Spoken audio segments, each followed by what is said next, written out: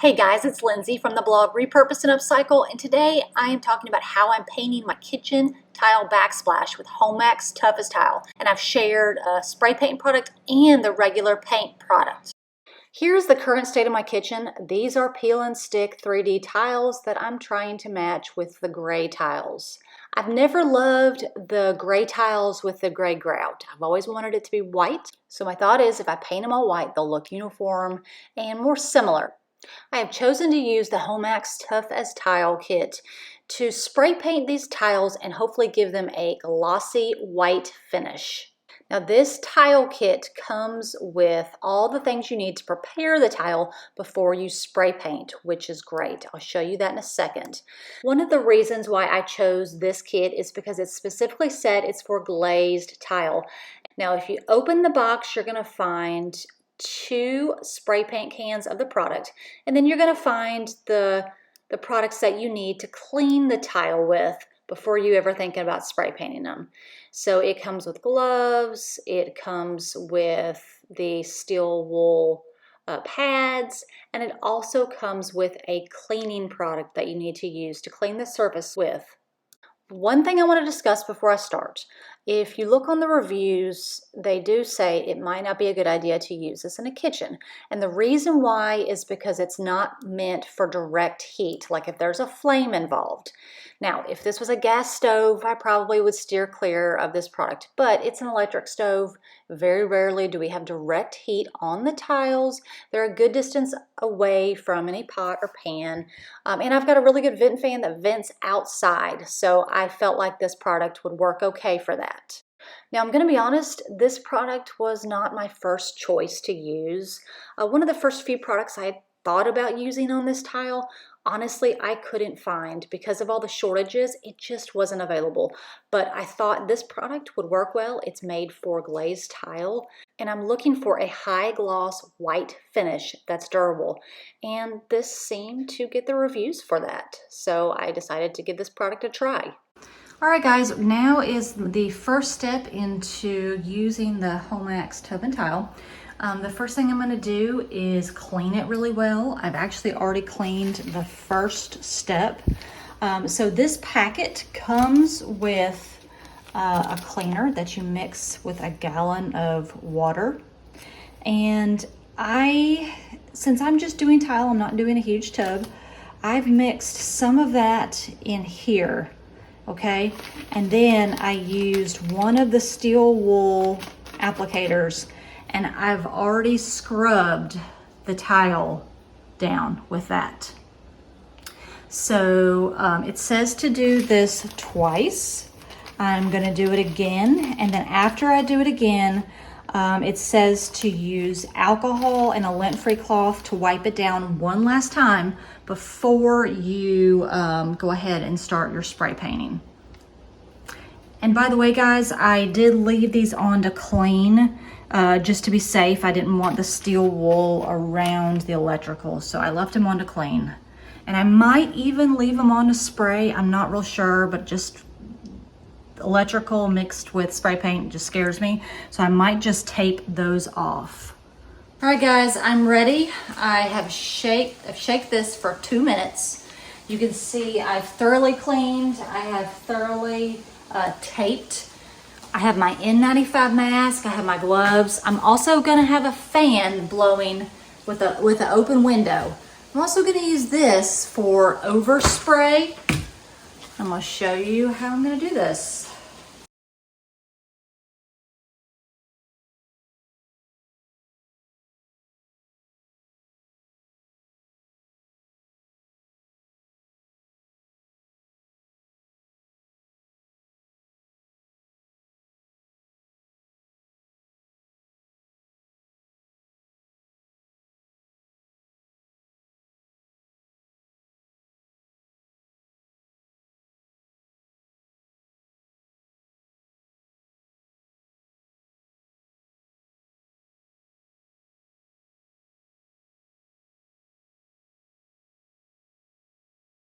So first coat is done, and honestly, kind of at that point where I'm thinking, oh my gosh, did I make a mistake? It doesn't look good. Now, I've watched a lot of videos, and a lot of times the first coat doesn't look good, but it does make you worry. It's a lot runnier than I thought. It ran too much right there. But we're just hoping for the best, and I'm hoping on the second coat that it'll really even up. The other issue I had was like right here, and I don't know if I didn't use the alcohol good enough, but I did have some spots where it just didn't take to the product. And like I said, it's not looking real good right now. I'm just hoping I can even it up with the second or third coat. So yeah. All right guys, I made an executive decision. Two things. The fumes are unbearable. I got my N95 mask on, but it's gonna take days for this to settle. The second thing, I guess because this is a vertical surface, it's super thin and it's just running so easily. And it's been hard for me to control the flow of the spray. I have to continue to shake it, and it's really been a pain. So I have ordered the Homax, the actual paint, and I'm gonna continue on with this with the actual paint. The Toughest Tile Paint kit came in, and just got this from Amazon. We're gonna try round two. It came with a tack cloth and same kind of kit as with the spray, but it includes the can of paint. So it's been a few days. The paint is so-so. At least I've got the first layer on here, and now I'm going to try to actually use this, hoping that it's not going to have the overspray and the fumes. Now, one thing I need to do, I'm going to open this, I'm going to stir it real well. It says not to shake it because it'll cause bubbles. Now I'm going to apply it with a 2-inch synthetic brush. I am going to go ahead and put my mask on. It is still very strong, but I'm hoping it's not going to be as strong as the spray paint. So far, so good. So far, it's not as strong, but we're going to go ahead and put the mask. I am going to open the window and just to get some more ventilation.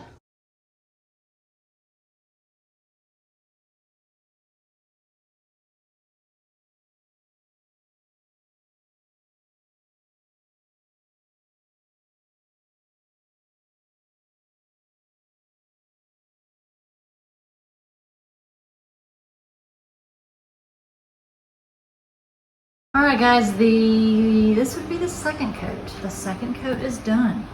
It's gonna require a third. You can see it's still not real solid. The paint went on pretty fast. It's not self-leveling like I wanted it to, but it's gonna take a third coat, and hopefully then we'll be good. Biggest tips, number one, it is a thin paint that dries fast. You have to work fast. You have to be very diligent about your paint drips, being very mindful. Like I'm already seeing a couple areas. So just work quick, work fast, and be mindful of your paint drips. So here we are getting ready for the third coat. I'm going to show you the completely dry second coat. Not super excited about it, just to be honest. But I'm hoping that this last coat will be the ticket to make it look beautiful and smooth and clean. This time around, I'm not using a brush. I'm going to use a 1/4 of an inch nap roller. And a 1/4 of an inch nap roller is what is recommended with this other than a brush. So I think I needed the brush the first, maybe and second time around in between the grout lines, but you can see I've got my mask, I've got the fan blowing. The other thing I did, I wet the nap roller just a little bit just to make the everything go on more even and more smooth. Now after you wet the roller, go ahead and offload it, meaning brush it on something else first, something clean, whether or not you need to get some of that moisture out, and then dip it in the paint. So after I do that, I'm going to start. And what I've been doing is I've been trying to go with the way the tile goes. So you see this tile is vertical. So I'm moving vertical. The third coat is complete, and I think this is definitely what it needed. It really smoothed everything out. It made everything look more even. If I could do it over again, I think I would have done the second coat and the third coat with the roller. It just makes it look even and not blotchy. So if I could do it over again, first coat I would definitely do with the paintbrush to get in the tile grout lines. Second and third coat I would definitely do with the nap roller. One big tip: pull the paint up before it's cured, because inevitably you will have some spots where you're going to have to do some touch up. The areas where you've taped around electrical, you're going to need to go back and do a little touching up. After I did some touching up, I ended up caulking all the edges. Now you can see here, this is not caulked and the left side is caulked. So the caulking really creates a finished edge and makes it look so much better. Don't skip this part. So you can see on the edge that's not caulked and it looks unfinished. You can see how it is caulked and it looks finished. So make sure you don't skip that step. I've done a little bit of molding, I've done the caulking, and the paint is done. And honestly, I'm super pleased. It wasn't without a few hiccups here and there, but I feel like I got the results that I was looking for. I've got a super hard cured enamel finish that I'm not worried about, especially, you know, around the oven and around high heat. But I feel like it came out the way I wanted it to, which I'm really excited about. You guys can see up there, that looks pretty good too. I feel like I did as good of a job as I could have done with matching this tile without replacing it with the actual tile. So I feel like it looks finished. I feel like anything I was worried about, any inconsistencies in the paint, with that third coat, it really evened out. The nap roller was key in creating that consistency and making it look like real white glazed tile. So if I could do it over again, I would have done the first coat with a brush and the remaining coats with that nap roller, really to make it look good and even. So far I'm pleased. I love the way it's turned out. Still waiting on a piece of granite for this, don't mind this, but I did end up putting a shelf and I put some molding up there, and I feel like it's really turning out the way I was hoping it would. So overall, unless you're in a super well ventilated area, I would use the paint product and not the spray paint, mainly due to the fumes and the dust that comes with the spray. I just didn't feel like it was super healthy, not in a house at least. But I am pleased with this product. I've already been asked, why did I use this product over just a regular paint product? And the reason is, I do feel like this is a little bit tougher than a regular paint product. I can take my fingernail and scratch really hard and it's not coming up. I wanted this to be like a white glazed tile. I didn't want it to be like tile that I painted over. I hope I've given you some good tips on how to use the spray paint if you choose to go that route, or the regular Homax paint product. I will link the products below, and check out my blog post for all the other details and for updates on my finished kitchen.